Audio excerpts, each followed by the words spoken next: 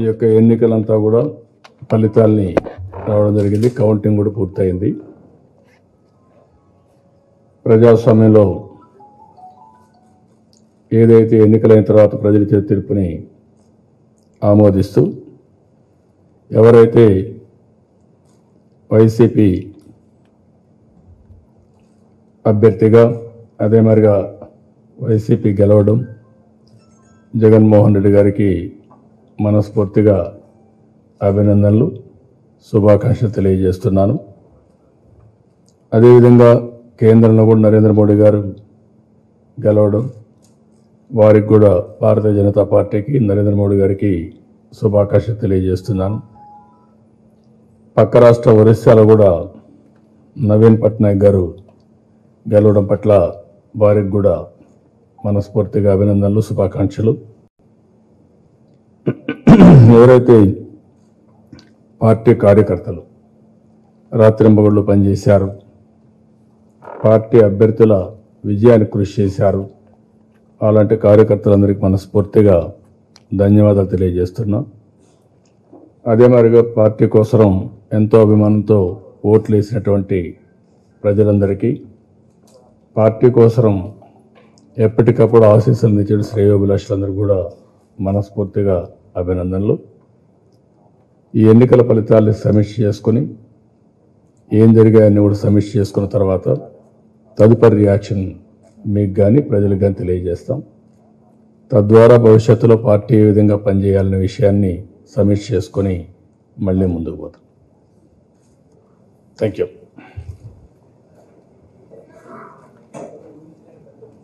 నేను ఇప్పుడేమీ మాట్లాడడం లేదు. ఎన్నికలైనాయి, ఫలితాలు వచ్చాయి. ఫలితాలని గౌరవించడం ప్రజాస్వామ్యంలో ఉండే మనందరి బాధ్యత. అందుకనే నేను ఎన్ని చెప్పి ఏమేం జరిగాయని సమీక్షలు వచ్చిన తర్వాత మాట్లాడు. ఏం జరిగిందో దేవుడికి తెలుసు. పెద్ద నేనైతే చేయగలిగింది ఏమీ లేదు. ప్రజల తీర్పు తీసుకుంటాం.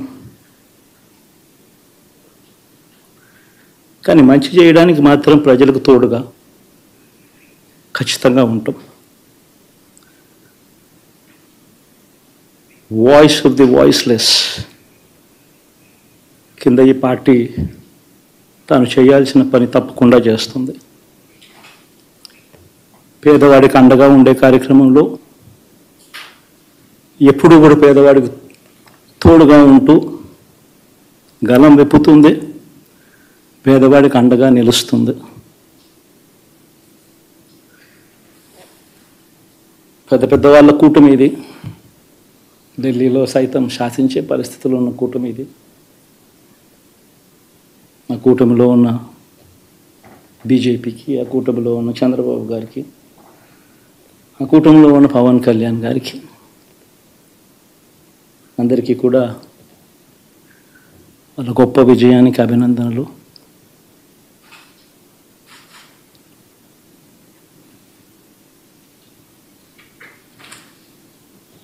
ఓడిపోయినా కూడా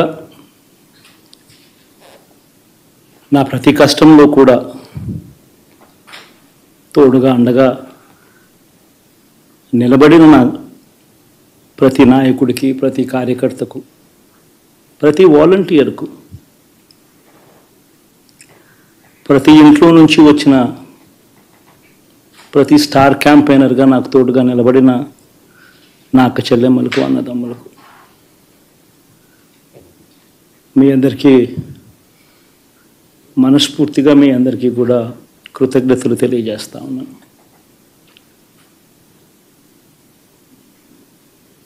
ఏం జరిగిందో తెలియదు కానీ ఏమి చేసినా, ఎంత చేసినా ఇంకా 40% ఓటు బ్యాంకు మాత్రం తగ్గించలేకపోయారు. ఖచ్చితంగా మళ్ళీ ఇక్కడి నుంచి లేస్తాం.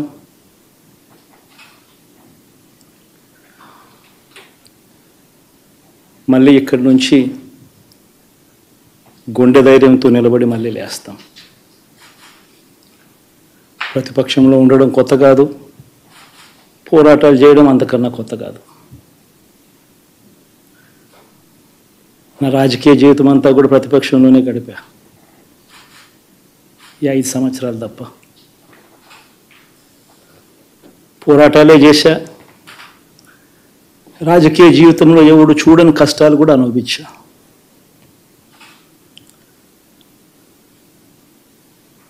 ఇప్పుడు అంతకన్నా కష్టాలు ఏదైనా పెట్టినా కూడా సిద్ధంగా ఉన్నాం, సిద్ధంగా ఎదుర్కొంటాం.